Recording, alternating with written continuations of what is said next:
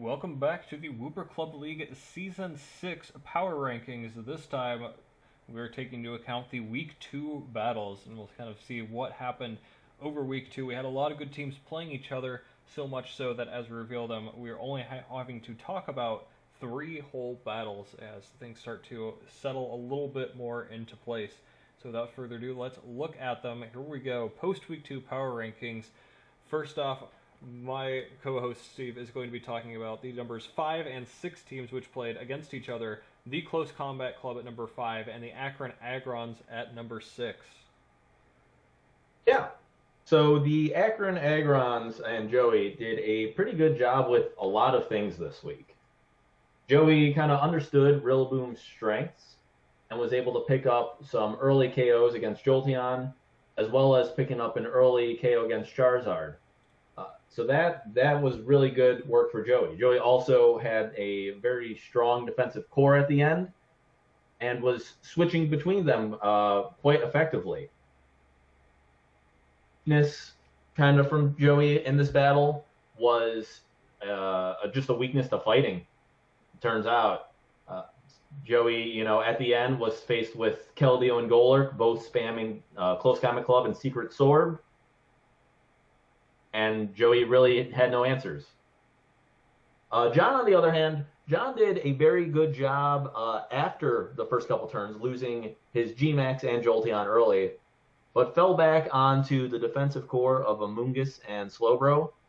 Having these two Regenerator Mons and able to switch them both in and out to their respective Pokemon proved quite effective, and then always looking for that chance to switch in Golurk or Keldeo to attack and take something out. And that's really what John did really well, was just play patiently, send out the appropriate walls when needed, and then when he gets a chance, switch in one of his heavy hitters to take a KO. And it led him to the victory here. Yeah, Nate, I think it required minimal prediction. He made 1 or 2 good plays, staying in, for example, on the Incineroar with Golurk one turn, and using a Poltergeist, and it was one prediction like that that helped to break Joey apart. Did a great job understanding that Joey's Rillaboom, while it put in a lot of work against his team, Amoonguss stopped it every single time. So just staying steadfast when he needed to, taking the risk when he needed to. Very well played from both teams. Look forward to seeing what they can do next. So we're going to move on now, skipping over my Buffalo Bouffalant, because the 2 and 3 teams played in a really cool match. The Kanto Kinglers and the Summit County Psyducks faced off. Their match only took 18 turns. It was very back and forth, very exciting, yet very fast. So Kanto Kinglers and Michael bringing a little bit of rain element there with their Pelipper and Seismitoad, and the Summit County Psyducks with a more balanced approach. Very unfortunate early in the game for Zach and the Psyducks, who got the belly drum set up with Slurpuff and missed his play rough on the Espeon, which was definitely a big deal in the match. That would probably netted him a couple of KOs, but props back to Michael for understanding that the way out of the situation was to get that Slurpuff to sleep, get the Pelipper in to take a hit, and then bring back out the Seismitoad, which in the rain could outspeed and KO the Slurpuff with the Poison Jab. So definitely great play on his part there.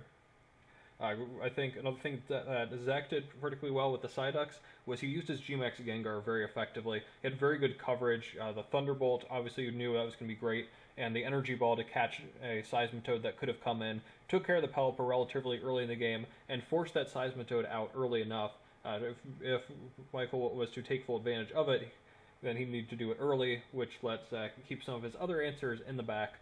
So I thought he played around that pretty darn well. The big, I think, turning point of the game, or perhaps the big misplay of the game, was Michael and the Kinglers were down to just 2 Pokemon, including a Liepard, against a very low choice specs Kyurem, the full health Scarf Raboot, and the Gengar. And that Liepard was critical for him winning the game. Really the only answer that Zach would have had to it was his Raboot, but instead he swapped the Raboot in on the knockoff from Liepard that was going into the Kyurem, when he really didn't need the Kyurem to take out the Kingler in the end. He needed to save the Gengar for that, and instead he unfortunately sacked off the Raboot. Michael took full advantage of it, and came away with a 2-0 win, somehow off the back of Liepard of all things, which was really cool to see. Very cool game, very close game, very fun match to watch. Do you have any other comments on that one? Yeah, I liked seeing Zach's use of nicknames, maybe for a little bit of mind games, especially at the start. The Slurpuff's name of "You like webs," maybe, just maybe baiting Michael into expecting, sticky webs as opposed to the setup belly drum. Sure, and we did see he did switch in the Espeon basically right away there.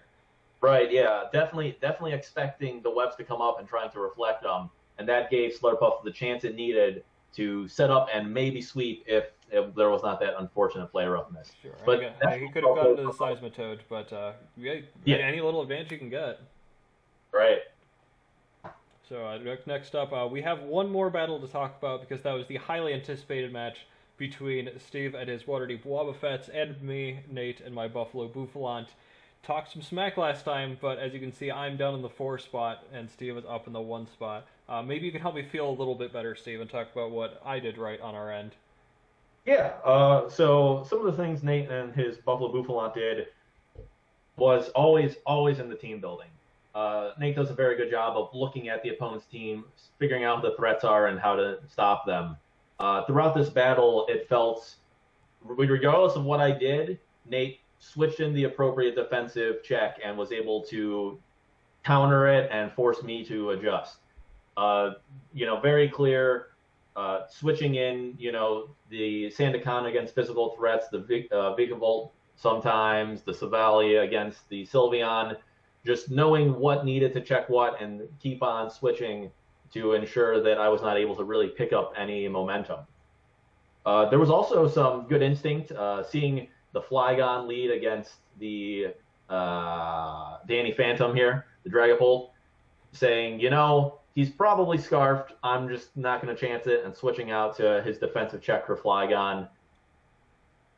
Great instincts there, as the Flygon was scarfed, and it very much was important later on in the battle. Something else that Nate did a really good job with this week was playing to his outs. At the end of the battle, things weren't looking great, but he was able to identify a possible win condition with his Silvally, using Parting Shot to weaken the Flygon strength, so perhaps the Dragapult could live an attack. So definitely, even at the end when things are looking bad and Choice Scarf Flygons can just spam Earthquake for the win, looking for a possible win situation and seeing if it works out. And it comes down to some unlikely rolls, but it was still possible in a win condition that could have happened. Sure, I think we could say a lot of the same about you. We're taking the number 1 spot again, and definitely well deserved. If it wasn't before, well deserved this time for being able to finally take me down in a singles league for the first time since I want to say season 2, which is a couple seasons now since I've been taken down. I got a pretty good prep. Understanding, I think a couple of those roles that I was iffy on before, you were able to bring Adamant Months because you knew what my team was doing. You knew what the speed tiers were, and you knew you could afford to bring an Adamant Scarf or an Adamant Lycanroc, and those roles really, really helped out in the end. Those were super impactful, just being able to have those. I think a couple ones who played very well. Obviously, the Flygon came through for you in the end, bringing out, I want to say, 4 KOs, and definitely identifying that was a big win con, especially once the Vikavolt was gone and the Sandaconda was gone. As soon as those two went down, you knew I could just click Earthquake a couple times, and this game is in the bag. And you do a good job breaking those particular threats down. Another one, I think the Rotom was also pretty well played. Being able to Volt Switch around, Hydro Pump for good damage. You knew that I understood that a lot of your team was physically based, and being able to use Rotom to chip a lot of things down. For example, getting Magnezone in range of some other moves, being able to Hydro Pump the Tyranitar a couple of times, even though that was kind of what I was trying to use as a check. I really didn't have anything for it, and you definitely knew that, executed that well. Blowing some holes, of course, with the Cinderace and Lycanroc was very important too. I think you did a good job bringing around some of those defensive checks too to try to chip my team down a little bit at a time. And we both kind of understood when this threat goes down, then this other thing is opened up.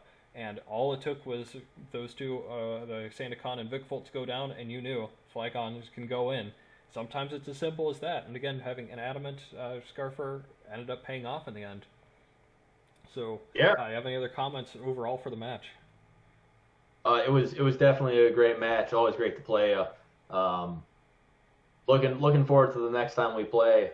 I have a feeling that we will see each other in the playoffs, if not even the finals. But obviously, I have a couple people now separating me and the number 2 spot behind you. So we'll see if we can make it back up there. Shameless plug again. The link down in the description will be for my channel. If you want to go check that out, coming up soon will be a full breakdown on my end of that battle. Definitely one of the best you will be seeing this season. So please go check that one out if you get the chance. But that's going to do it for us. There's our top 6. Again, the 6 teams at the top are going to be the ones making playoffs. So definitely keep an eye out on the power rankings, how people are doing, how people are adjusting to their matches.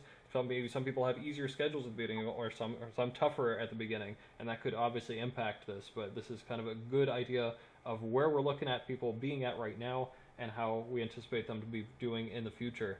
So again, next time, post week 3 power rankings. Let's see what happens.